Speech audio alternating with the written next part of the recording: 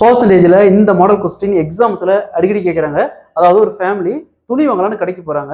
அவங்க போன சமயத்தில் அந்த துணியோட விலை 60% அதிகரிச்சிச்சு. ஸோ அவங்க கையில் வச்சிருக்கிற அமௌண்ட்டுக்கு மட்டும்தான் அந்த துணி வாங்க முடியும்.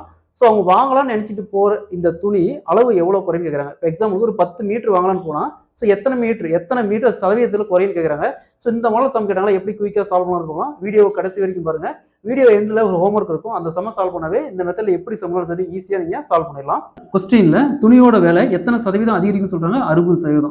ஸோ டைரெக்டாக 60 வகுத்தல் கீழே 100 + 60 இன்ட்டு சதவீதம் கேட்குறாங்க இன்ட்டு 100. நெக்ஸ்ட்டு 60 வகுத்தல் 100 + 60 160 இன்ட்டு 100. 0 0 அப்படியே கேன்சல் பண்ணிடலாம். நெக்ஸ்ட்டு 4ஆல் கேன்சல் பண்ணால் இங்கே 4, இங்கே 15. அகைன் 2ஆல் கேன்சல் பண்ணால் இங்கே 2, இங்கே 5.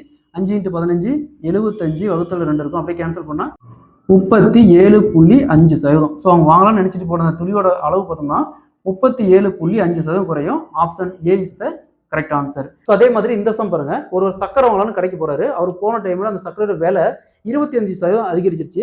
ஸோ அப்போ அந்த சர்க்கரையின் அளவு எத்தனை சதவீதம் குறையும் கேட்குறாங்க. அதாவது அவர் வாங்கக்கூடிய இப்போ எக்ஸாம்பிள் 1 கிலோ வாங்கலாம்னு போயிருப்பாரு. ஸோ அந்த 1 கிலோவில் எத்தனை % குறையும் கேட்குறாங்க. ஸோ இதே மாதிரி இதான் அந்த சமம். அந்த சமம் சால்வ் பண்ணிக்கிற ஆன்சரை கமெண்ட்ல போடுங்க.